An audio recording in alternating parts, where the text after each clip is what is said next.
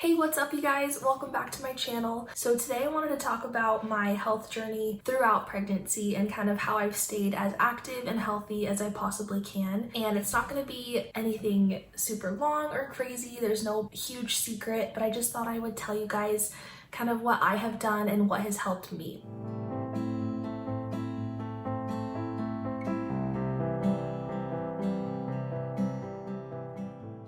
Now, to start off with, I am not a doctor or a nutritionist or anything like that, so everything I'm saying is just what has worked for me. So definitely talk to your doctor and take that advice before anything I say. I do think this is kind of an important topic because a lot of people, I don't know about you guys, if you've ever had this fear before, but I was really scared of getting pregnant because I was really afraid that I was going to either feel so sick or just lose all my motivation of working out and trying to eat healthy, and that I would just kind of forget about it the rest of my pregnancy. And I really didn't want that to happen, especially because I have a lot of health issues anyways, and so I really wanted to stay on track and stay on top of my health the best that I could.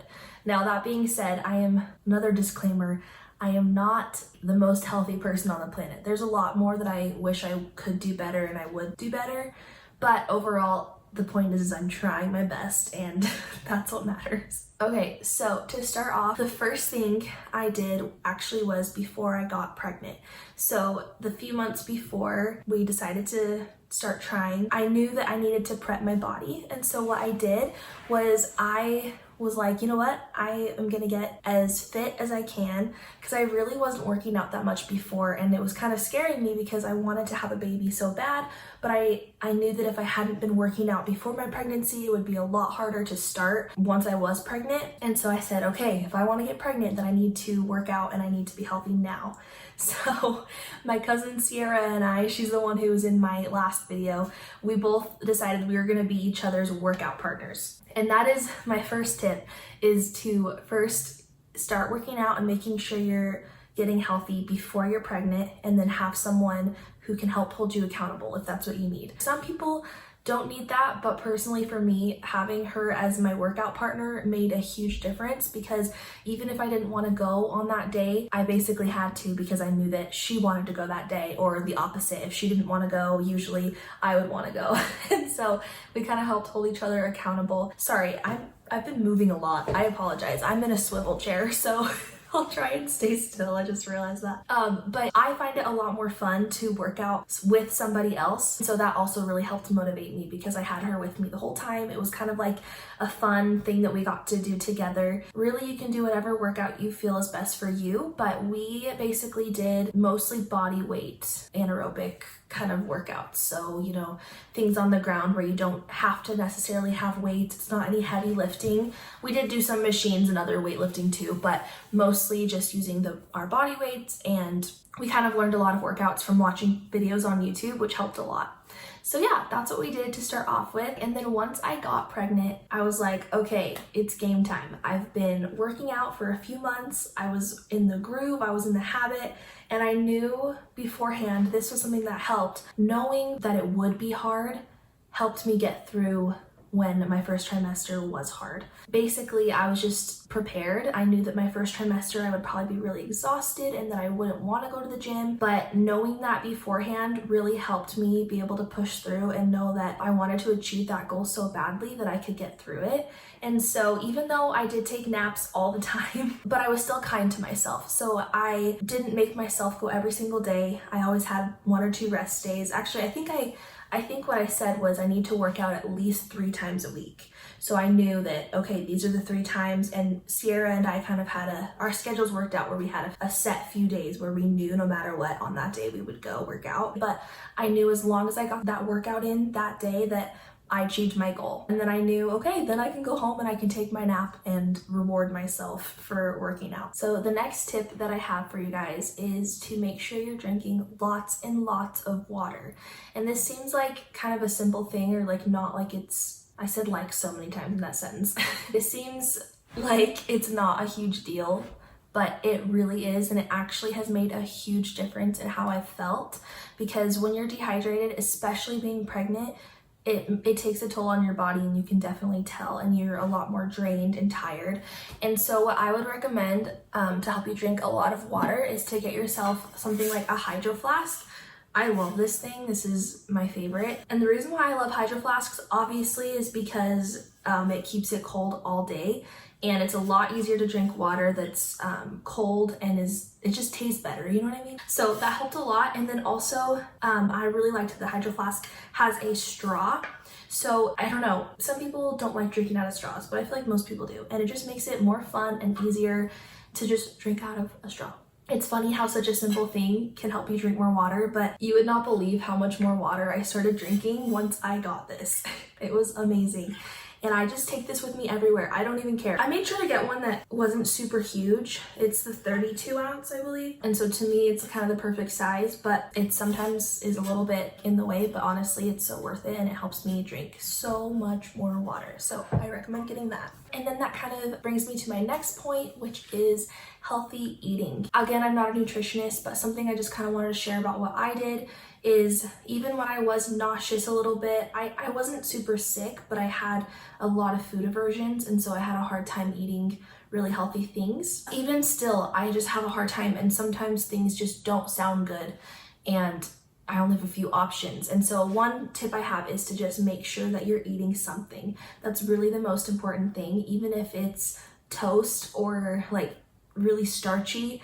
Obviously try and get your vegetables in, but as long as you're eating something, that is the most important thing. What I would do is I would snack on vegetables. So because sometimes when I would sit down for a meal, eating something like really healthy didn't sound amazing, and obviously I wouldn't go to like get fast food every meal. Like I still would try and be reasonable and have like a decent meal, but what I would do is snack on cherry tomatoes throughout the day, or some carrots or things like that, and that really helped me kind of still get the nutrients and the vegetables and fruits and stuff into my body, but without it feeling like, oh, this is my meal, this is like a chore.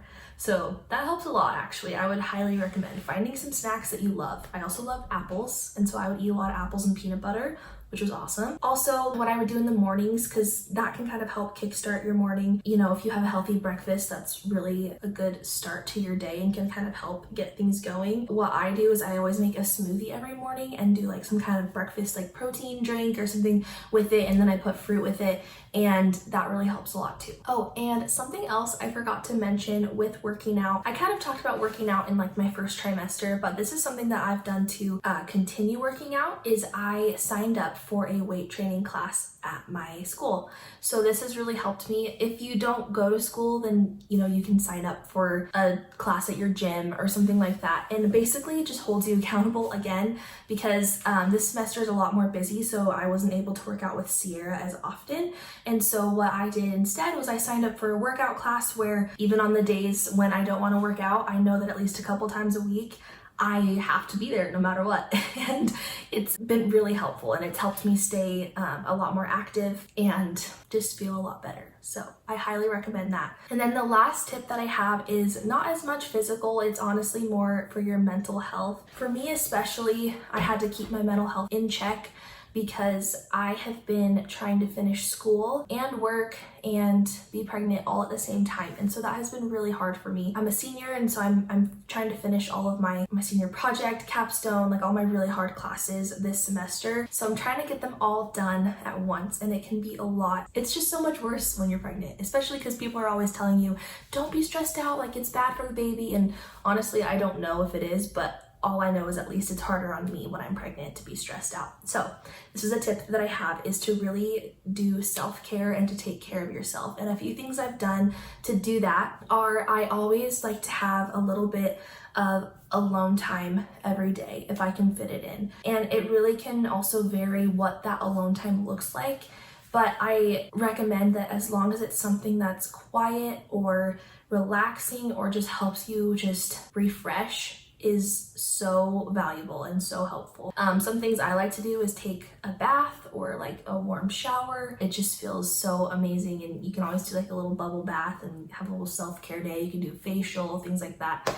And then another thing sometimes that I like to do is, honestly, it kind of is meditation, where I am just quiet somewhere by myself where I can just not have any distractions. I'm not on my phone and I'm just letting my mind relax and settle down, and that really helps. Sometimes that's prayer, sometimes that's just me thinking and pondering, writing in my journal, anything really that helps you feel like you're able to kind of find that clarity in your mind away from all the distractions of what you're normally going through during the day. The next tip I have is to get yourself on a schedule. This may seem kind of silly, but it really helps so much. It helps you physically feel better so that you can stick with those other physical goals that you want to do, and with your mental goals and staying, you know, on top of things and feeling productive and things like that. Even if you don't feel like you have a schedule, you can make one. If you are a stay-at-home mom already, or if you aren't in school or aren't working right now,